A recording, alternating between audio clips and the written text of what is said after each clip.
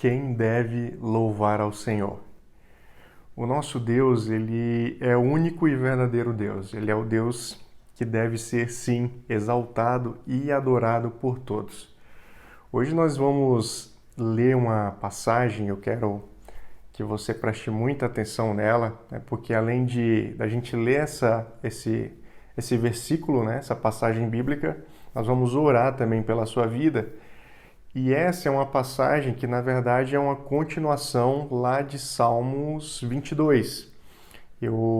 Nós tivemos um vídeo aqui recentemente falando sobre essa temática, né? Deus meu, por que me abandonaste? Quando você se sente abandonado por Deus. Eu vou deixar o link aqui desse vídeo, se você ainda não assistiu, assista.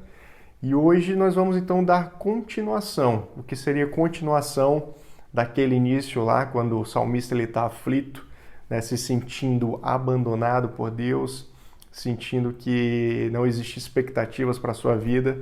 E aí só lembrando aqui um pouquinho da sua memória, né, ele começa a recapitular o que Deus tinha feito no passado, junto ao povo de Israel, das promessas que Deus tinha feito, daquilo que ele tinha cumprido, e aí isso trouxe confiança para o seu coração. Então depois nós seguimos nesse salmo de número 22, e agora nós vamos ler a partir do versículo 19, que é da metade para o final do salmo. Então olha só o que acontece na vida do salmista e que pode e deve acontecer também na sua vida, né? Depois das lutas, depois das tribulações, depois que esse alvoroço passa, olha só o que acontece. Versículo 19, Salmos 22. Ó Senhor, não permaneças distante, és minha força. Vem depressa me ajudar. Livra-me da espada e não permitas que esses cães me tirem a vida. Salva-me da boca do leão e dos chifres dos bois selvagens. Então aqui o salmista ainda está nesse momento, né, de pedir socorro e ser específico no seu pedido diante de Deus, nas coisas que ele queria que Deus o livrasse. Proclamarei teu nome a meus irmãos, no meio do teu povo reunido te louvarei. Ou seja, então ele começa a falar assim, olha, eu vou louvar ao Senhor. O Senhor agindo em meu favor, vou louvar ao Senhor em meio aos meus irmãos, em meio ao meu povo. Ou seja, eu vou te glorificar. E aí ele fala, louvem o Senhor todos que o temem. Glorifiquem-no todos os descendentes de Jacó. Então, aqui começa a nossa jornada. Quem que deve glorificar o Senhor? Em primeiro lugar, ele vai falar o quê? Todos que o temem. Então, se você teme ao Senhor, glorifique a Ele. Reverencie todos os descendentes de Israel, pois Ele não desprezou nem desdenhou o sofrimento dos aflitos, nem lhes deu as costas, mas ouviu os seus clamores por socorro. Lembra que lá no início do salmo, o salmista estava reclamando, né, se sentindo abandonado por Deus. Agora ele está o quê? Está testificando que Deus, ele não os desprezou. Deus não desprezou as suas orações, o seu sofrimento. Deus não lhes deu as costas, né? Deus estava, sim, atento, orando e intercedendo por eles. Daí ele continua. Eu te louvarei na grande congregação. Cumprirei meus votos na presença dos que te adoram. Então, ele não fez promessas, né? Ele fez votos com o Senhor de que se houvesse livramento, ele iria falar do Senhor, iria glorificar o nome de Deus perante os povos. Então, isso aqui que ele está falando. Os pobres comerão e se saciarão. Todos os que buscam o Senhor o louvarão e terão o coração cheio de alegria sem fim. Ele remete aqui também o quê? Aos menos afortunados, aos menos favorecidos. Ou seja, todos vão louvar, inclusive os pobres, aqueles também mais necessitados. Eles vão ter alimento nas suas mesas e eles vão ser saciados. Olha só que reviravolta, né? Para quem estava desacreditado, ali no início e agora está cheio da presença de Deus. E aí ele continua dizendo o quê? Toda a terra reconhecerá o Senhor e voltará para ele. Diante dele se prostrarão todas as famílias das nações. Então, todos os povos da terra, eles se voltarão para o Senhor e as famílias, elas também se prostrarão diante dele. Olha só que palavra tremenda. Você está no problema, está no sofrimento, mas depois que ele passa, todas as famílias, incluindo a sua família, se prostrarão diante do Senhor. Olha que bênção, irmão.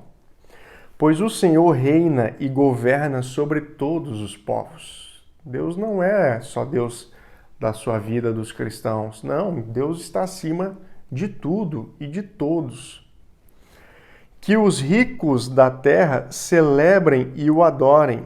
Todos os mortais se prostrem diante dele. Todos cuja vida terminará como um pó. Ele falou dos pobres, né, que seriam saciados, teriam alimento, seriam saciados. Agora ele está falando dos ricos também. Ou seja, Deus ele tem que ser e deve ser glorificado por todos, né, independente da raça, independente do sexo, independente da sua questão econômica, né? Então Deus ele veio para todos, para as famílias, para estabelecer o seu reinado sobre todos. Nossos filhos também o servirão, as gerações futuras ouvirão sobre o Senhor. Olha só o que o salmista está falando, né? Toda essa geração nova aí que está vindo também serão bênção, né? Louvarão, servirão ao Senhor. Então nós precisamos declarar isso sobre a vida dos nossos filhos, né? Dos jovens que assumirão aí o futuro, né? do país, da igreja, enfim. Proclamarão sua justiça aos que ainda não nasceram e falarão a respeito de tudo o que ele faz.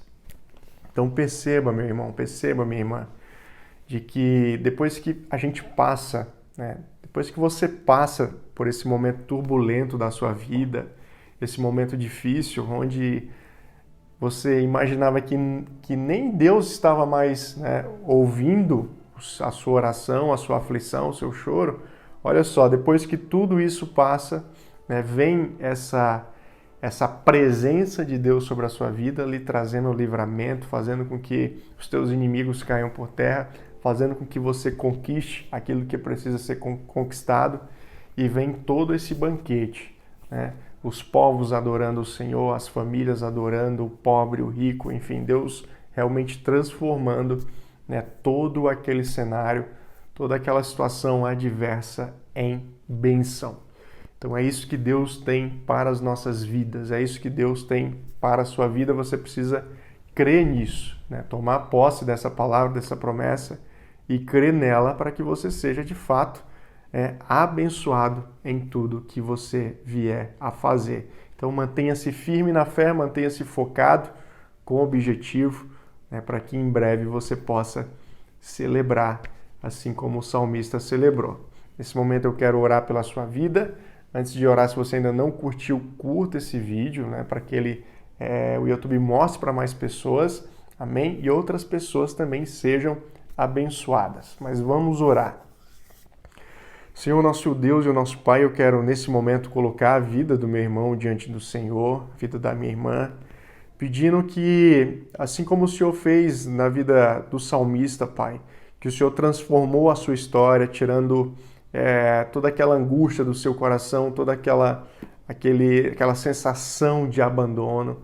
O Senhor, de fato, operou na vida dele e o Senhor fez muito mais, né? O Senhor foi muito mais além do que ele poderia imaginar. Então, que isso também aconteça, Pai, na vida do meu irmão, que ele possa ir mais longe, que ele possa ser, né, que essa bênção ela seja expandida para a família, para os amigos, para os colegas de trabalho, para todas aquelas pessoas que ele tem contato, Pai.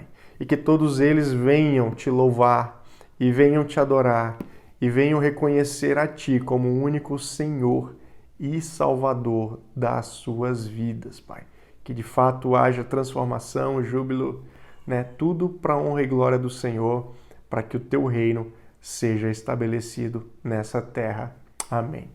Então, receba essa oração, receba essa palavra de Deus para a sua vida, né? Seja fortalecido sabendo que Deus ele tem muito mais, infinitamente mais, né, para te dar do que aquilo que você imagina.